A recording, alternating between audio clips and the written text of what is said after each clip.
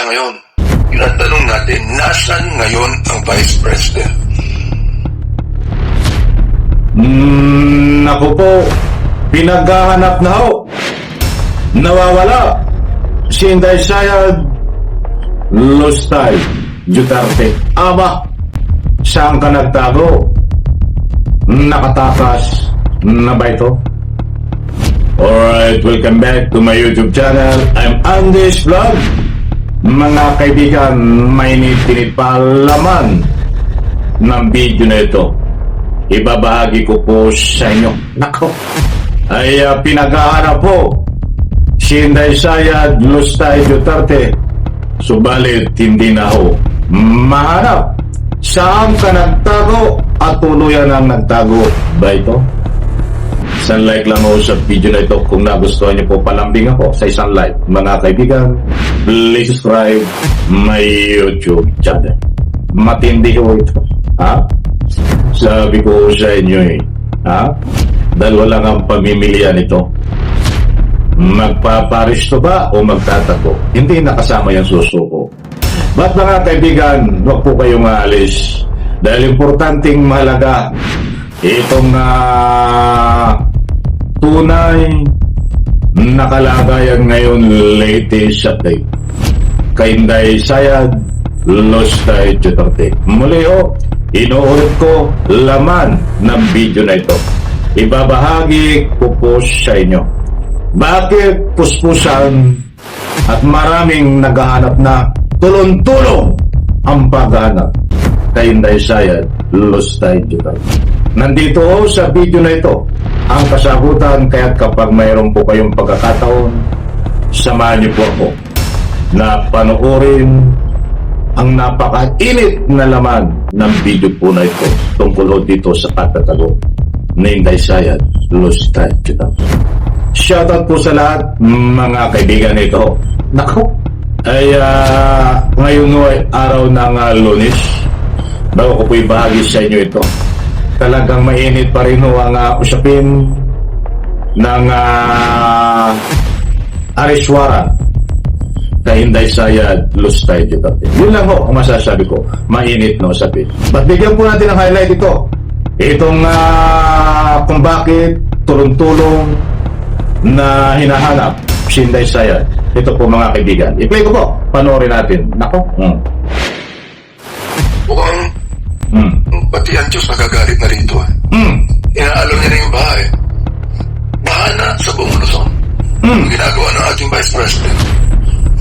Nagpupunta sa iba't ibang bansa. Just imagine meron tayong impeachment court dito. Dapat maharap siya. Saan siya? Nasaan siya ngayon? Gusto kong tanungin. Nasaan pa siya ngayon? Meron akong nakita na video. Sumasayaw pa siya. Nasaan pa siya ngayon? Yun ang tanong natin, nasaan ngayon ang Vice President? Madam Vice President, bumabaha na. Nagagalit na ang Diyos. Pati ang taong bayan, napapagod na rin. At gumagastos tayo ng milyon-milyon buwis nito na binibigay ng mga Pilipino. Kumarap ka na. Kumarap ka na para matapos nito. Mukhang pati ang Diyos nagagalit na rin. Nako! Inaalaw niya na yung bahay. Ayan po mga kaibigan buhat po dito sa balita na ito. Ibinahagi ko po sa inyo yan po si Congressman Abante. Isa sa mga endorser ho, isa sa mga nag-endorse ng impeachment laban ho kay Inday Sayad. Hindi po tayo nagpapakalat ng mga fake news dito. Maliwanag naman ho sa ibinahagi ko po sa inyo. Ayon ho kay Congressman Abante, nasaan si Inday Sayad Lustay Duterte? Bakit siya nagtatago, mga kaibigan? Wag regarding mo dito sa impeachment, kailangan harapin niya po ito.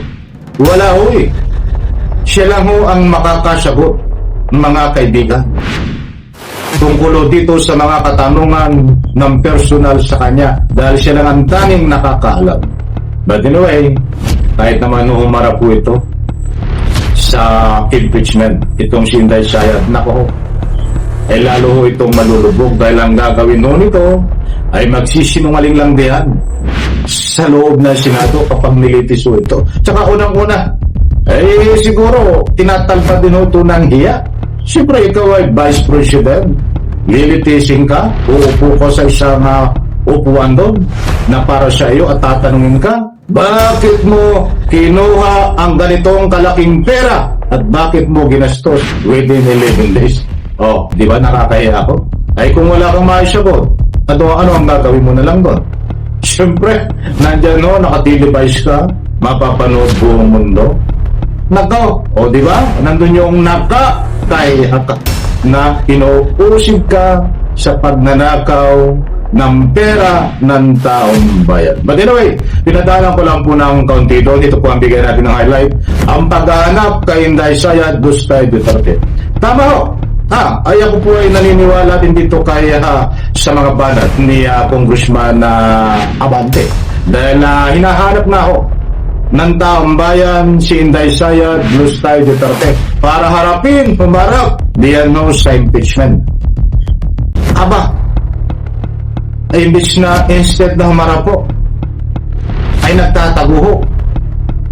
Kaya sabi nga sa balita na ito, nasaan ka? Inday Sara Dustay Duterte. Ito po, i-play natin, ulitin ko. Mahal na sa buong Luzon. Anong ginagawa ng ating Vice President? Napupunta sa iba't ibang bansa. Just imagine meron tayong impeachment court dito. Dapat umaharap siya. Saan siya? Nasaan siya ngayon? Gusto kong tanungin, nasaan pa siya ngayon? Meron ako nakita na video. Sumasayaw pa siya. Nasaan pa siya ngayon? Yun ang tanong natin, nasaan ngayon ang Vice President? Ba't ang Vice President bumabaha na? Nagagalit na ang Diyos.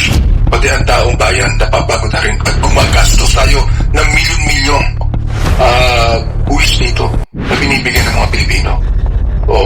Humarap ka na. Humarap ka na para matapos dito.